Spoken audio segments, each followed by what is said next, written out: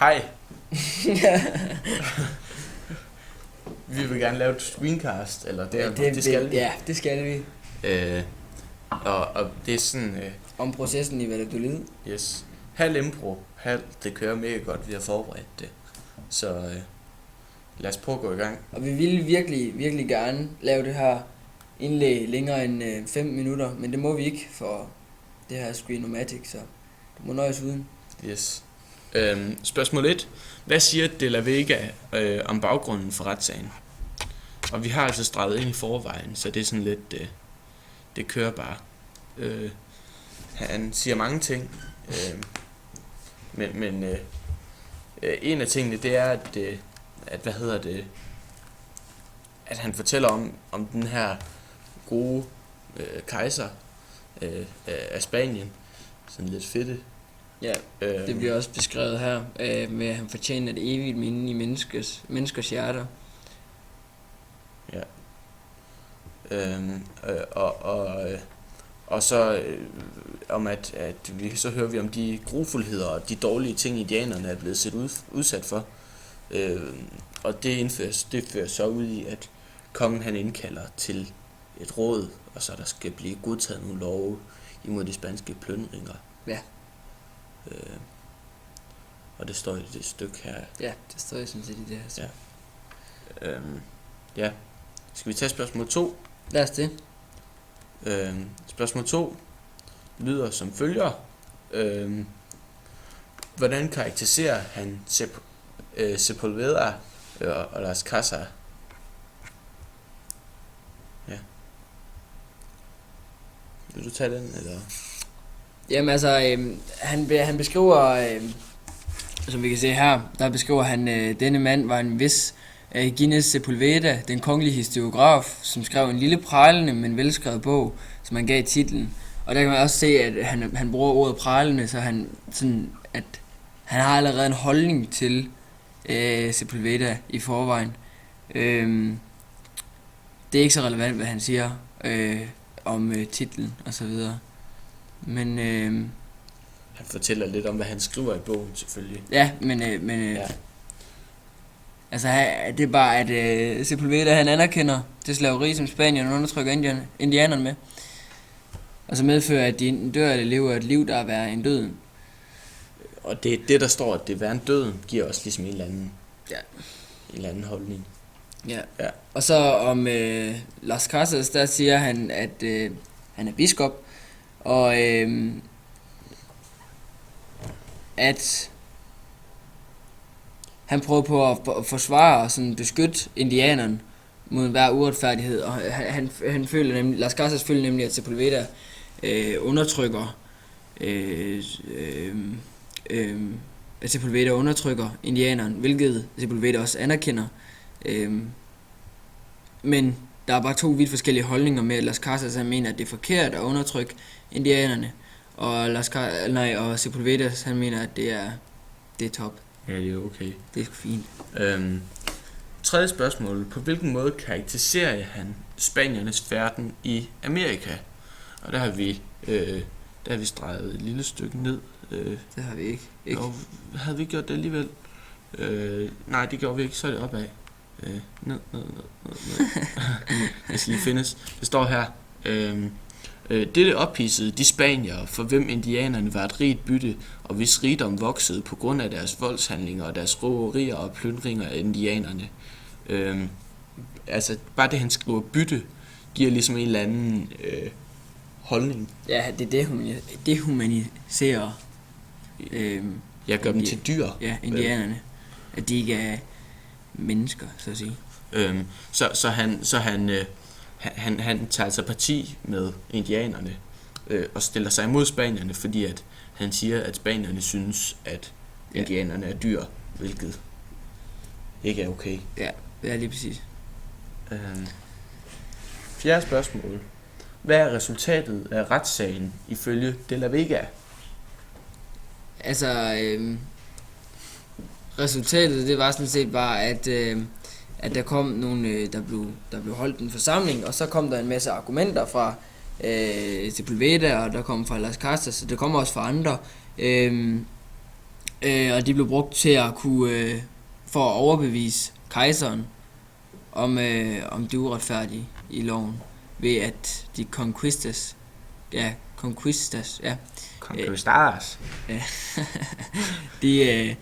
det burde forbydes. De der ekspeditioner, hvor man tog hen og røvede og prøvede på at omvende andre mennesker til Guds vilje, det blev forbudt.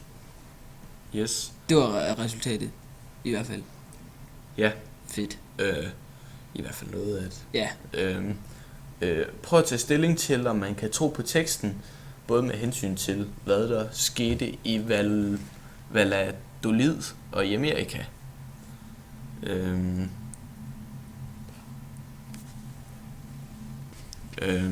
Ja. At vi skal tage stilling til, om det er troværdigt, det som De La Vega han skriver, og det synes vi sådan set det er, fordi der bliver beskrevet, at hvilket årstal vi er i, det var i 1542, der bliver beskrevet en kejser, som er kongen af Spanien, og der bliver skrevet en holdning til kejseren, og så bliver der bare igennem hele teksten beskrevet steder. Det er meget detaljeret, sådan Kastilien og både steder og navne, og hvem personerne er. Meget, ja, som Gines Sepulveda, det er den kongelige historiograf.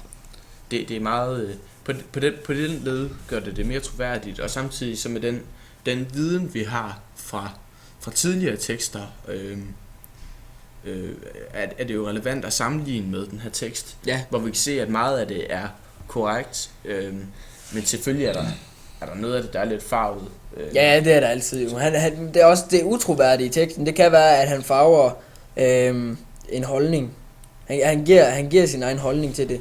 Måske ikke så indirekte, men han giver det sådan, måske ikke direkte, men mere indirekte giver han en holdning til, hvad han synes er rigtigt og forkert i henhold til den her sag. Ja. Opgave B. 1. Prøv at omskrive Sepulvedas 4 punkter til moderne dansk sprog. Det skriver vi ikke ind, vi læser det altså bare lige højt, det vi har. Salut. Ja, og så har vi selvfølgelig, vi har markeret de steder, hvor det står henne. Ja. Ja, de er første punkt er vel, at de ikke er integreret i det spanske system, og de er uvidende og uuddannede. Og derfor så har de brug for spanierne til at bestemme over for sig. De er simpelthen dumme og barbariske. Ja. Andet punkt, der siger han, at de er de har brug for spanierne, så de kan blive straffet for de synder og forbrydelser, de gør imod mod den Gud de tror på, den Gud de tror på i forhold til spanierne. Ja, fordi spanierne de tror på Gud, og det er også derfor, at de tog derover. Det er også for at omvende den kristne Gud. Ja, det er jo den kristne Gud, for at omvende dem. Og derfor så har de brug for spanierne til at komme og gøre dem kristne. Ja. Og der står også særligt ved deres afgudstyrkelse og ugudelige vane med menneskeofringer. Ja. Så det er de altså ikke enige i. Så det er altså også, det er altså ikke kun en gude ting, men også til forhold til menneskelige forbrydelser. Ting, der bare falder naturligt. Ja. Det gør man ikke. Ja. Moralske værdier. Det tredje punkt er, at der skal sættes en stopper for de ulykker, eller de ting, som de påfører hinanden. Altså igen til forhold til ting, man bare ikke gør. Altså, som at slå folk ihjel, eller det ved jeg ikke. Altså undertrykker dem og sådan. Ja. Fordi at nej, det er forkert, det jeg siger her. At Sepulveda mener, at der skal sættes en stopper for det, og dem, som der stadigvæk laver menneskeofringer, de skal blive undertrykt. Ja, de skal straffes på en eller anden måde. Ja. Og det er også det, jeg mener med i forhold til de ting, altså, som at gå og lave menneskeofringer. Eller sådan noget. Lige præcis. Det er ikke okay, når indianerne gør det. Nej, det er sgu ikke. Det sidste, det fjerde punkt, det er, at det simpelthen er nemmere at gøre folk kristne, når man har kontrol over landet. Og sådan er det bare, Ja. åbenbart. Ja. De næste spørgsmål lyder, eller det næste spørgsmål, som må være opgave C, opgave til Las Caras indlæg. 1. På hvilken måde karakteriserer Las Caras Sepulvedas argumenter? Det er... Sepulvedas. Yes, det er hernede. Der er en del steder, hvor der står noget. Et af stederne er vi har farvet det hele rødt simpelthen. Ja, altså en af tingene, han synes, at han ikke har ret i, det er, at man skal lave krigsførsel mod dianerne for at gøre dem kristne. Men fordi at det kristne Gud står for, er ligesom det der barmhjertighed,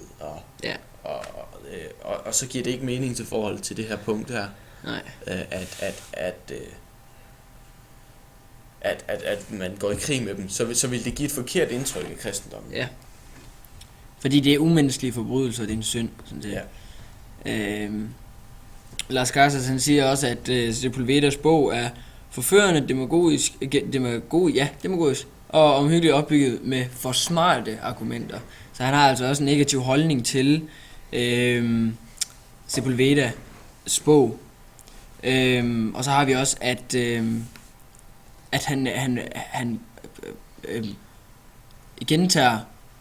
genopfrisker grundlaget for, som Sepulveda bruger, med at de er uvidende og usiviliserede og bla bla bla. Men det kalder han så til gengæld værre end falsk lige her, hvilket siger, at han giver ham slet ikke ret. På ingen måde giver han ham ret. Og det skal lige, nu er vi godt nok ikke lige midt i spørgsmålet, men vi har slået de 2 sidste spørgsmål her sammen. Det glemte vi lige at sige. Ja, det har vi. Yes. Men Kim, vi er kede af det. Vi har kun 3 minutter, så... 3 minutter igen, så det her det bliver noget af det sidste. Ja. Ja. Men hvis det helt absurde argument gælder, at krig mod indianerne er lovlig, så kan en nation rejse sig mod en mand, mod en anden, med det påskud, at man er klogere og dermed undertvinge det andet land, eller den anden mand. Altså igen, der siger han jo direkte, Sepulveda er imod, og giver ham på ingen måde ret. Nej. Han opstiller det på en måde, så at næsten alle vil få den mening, i hvert fald i dag. Ja. Til sidst der kommer han med, der kommer han med kristendommen som argument. Ja. Både Sepulveda og Las Casas, de inddrager begge 2 citater fra den kristne bibel. Ja, de inddrager rigtig meget citater fra den kristne bibel. Ja. Og altså, han siger jo direkte, at for indianerne er vores næste vores brødre, og Kristus har givet sit liv for dem. Hvorfor følger vi dem med en sådan menneskelig vildskab, når de ikke fortjener en sådan behandling? Ja. Han henviser faktisk til, at Kristus har offret sit liv for alle mennesker på jorden, alle kristne mennesker, og det er ikke kun spanierne. Så han argumenterer sig for indianernes menneskelighed. Ja. Igen. Ja. Men er det ikke bare... har du mere? Ja, jeg har lige en lille smule mere. Sepulvedas argumenter har han fået meget fra naturen. Den, der er stærkest, skal overleve. Det er survival of the fittest, har jeg sagt. Ja. Det synes jeg, vi glemte lige at fortælle lidt om. Og så, selvfølgelig fra noget kristendom. Man kan jo finde rigtig mange argumenter fra kristendommen. Men der står også her, at... Må jeg lige hurtigt, lige færdig? Ja, vi har 5 sekunder. Har vi kun det? Ja. Nå, man kan finde rigtig mange argumenter fra kristendommen, både på den ene og anden måde. Det kommer an på, hvad for nogle citater man finder.